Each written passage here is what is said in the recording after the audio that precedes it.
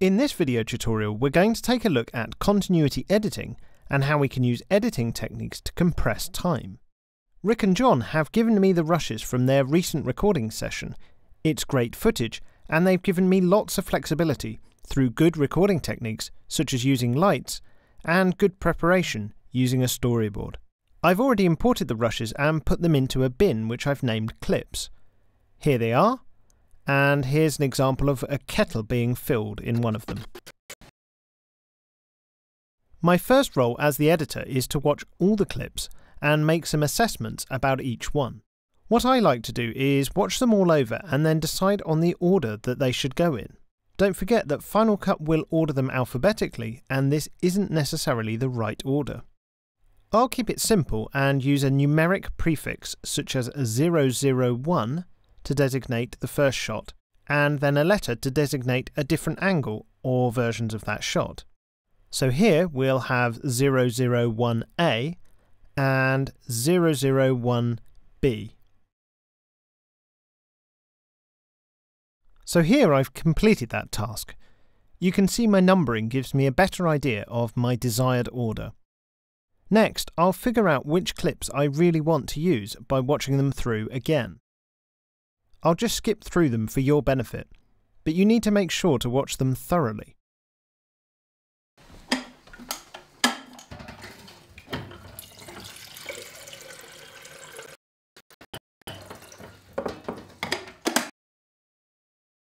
If I decide I want to use a clip, I can do a number of different things. I could, for instance, label it in the right-click menu, and I have some different coloured labels here. However, I prefer to move them into a separate bin like this. So I'll carry on sorting these out now, watching each one in turn.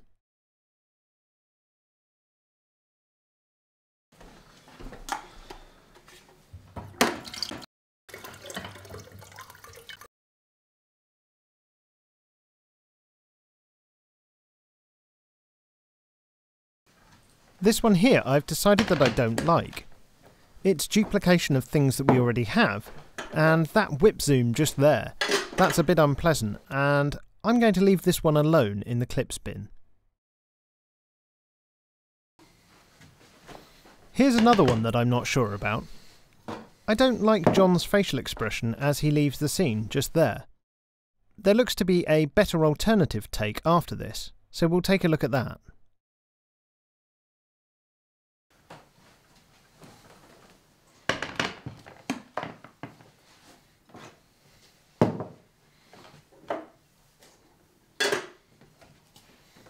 Yeah, that's much better, so I think we'll keep that one.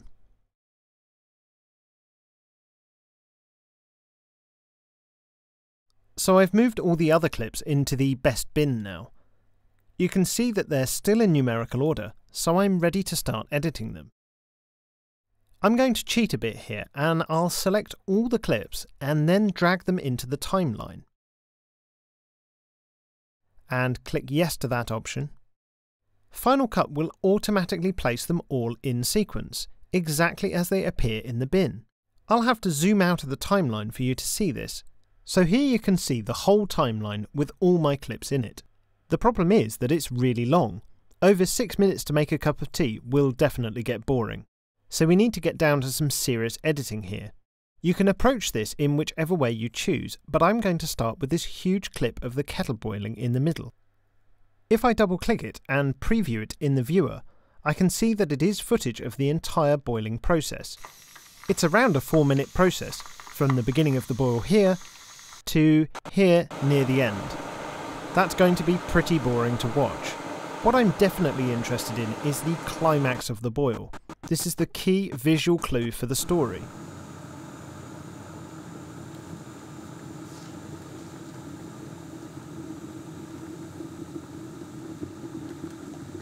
Here it is, towards the end of that clip.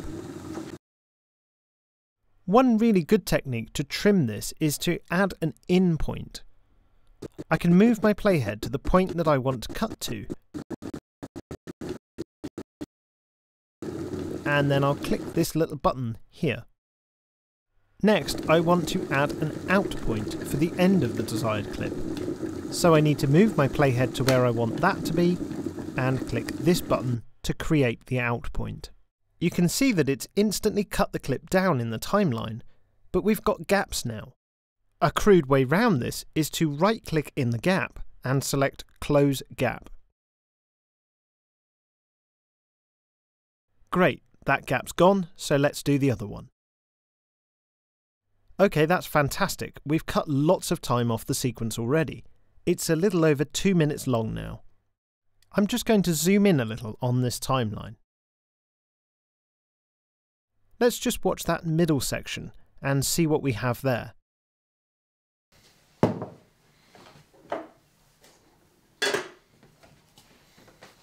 There's the kettle boiling.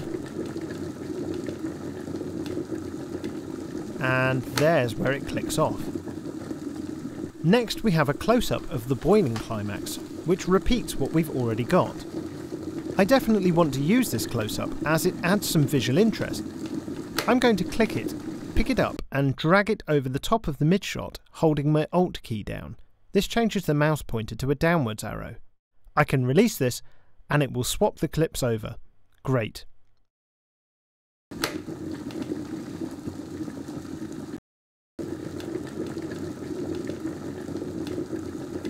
That looks better, but we still have repetition.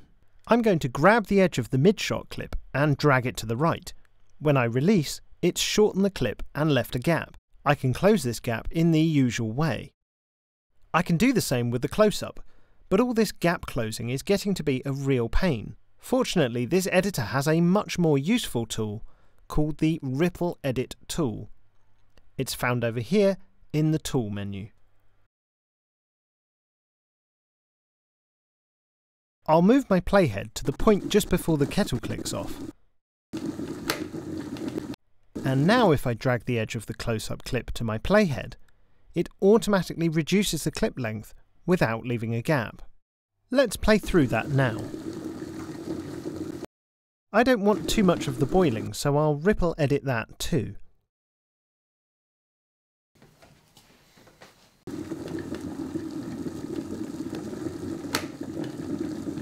Okay, that's a bit better. It's shorter and it has continuity. I'm going to move back to the clips before the boiling now.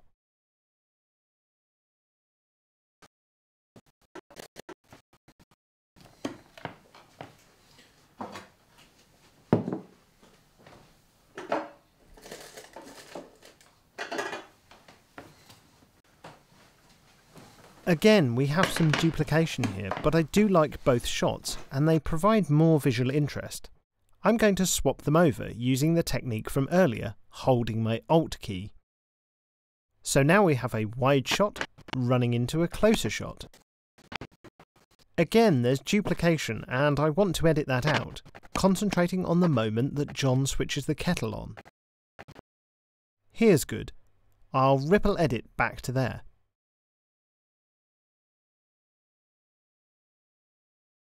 And then I'll find a matching point in the close shot and ripple to that. So let's see what that gives us.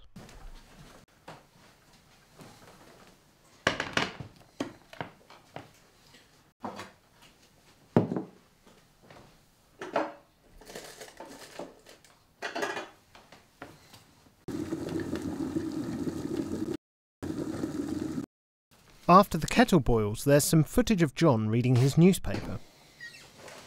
In this one, he gets it out the cupboard, and I don't really think that it fits well with the flow of the story, so I'm going to move it before the kettle boils.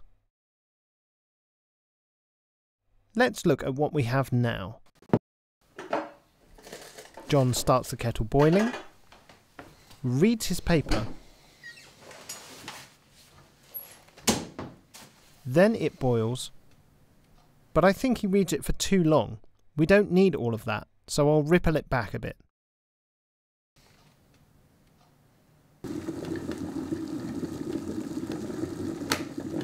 Once the kettle has boiled, John notices it and goes for the fridge.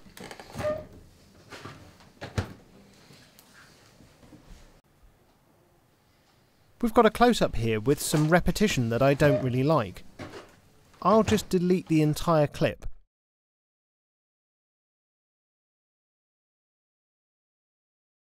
And then close the gap. After John gets the milk, the shot changes to him arriving with the milk. This is good, but the continuity isn't quite there. We need to edit to match John's movement in both scenes. This can take some time, but experience will help guide me to the right point. It also helps that I've watched the footage so much that I'm familiar with it and I can anticipate the movement.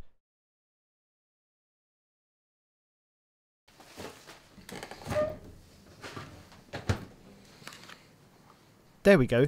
That looks pretty good.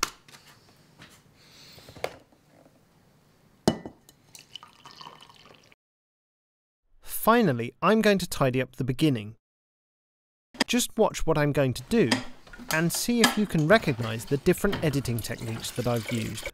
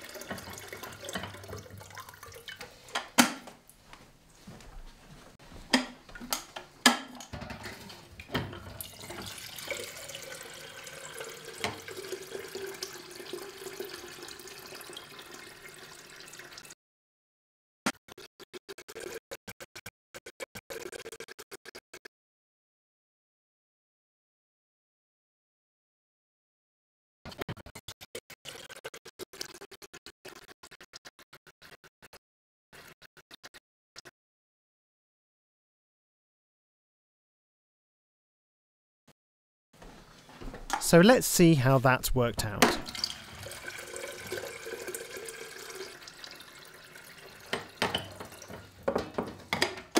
That's working really well now. I think I can do better though. If I needed it shorter, here's an example of it edited down to just under 30 seconds. A trick I've used here is to take some audio from one of the kettle boiling clips and place it under the video of John reading his paper. Let's watch that. I've completely cut out the visuals of the boiling water, but I've kept the audio to help the flow of the edit. You can probably see here that I've placed this boiling audio on a different track to the paper reading audio, and they play together. Here it is once more.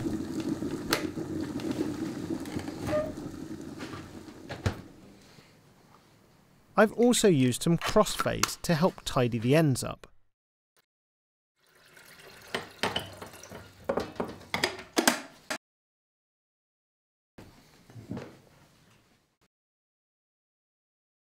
Here's one more example of an even shorter version, just over 8 seconds. It's not perfect, but it might work well with some fast-paced music underneath. So, we've managed to cut a 6-minute tea making process into just 8 seconds through the use of some pretty simple editing techniques. Why don't you have a go and see what you can achieve?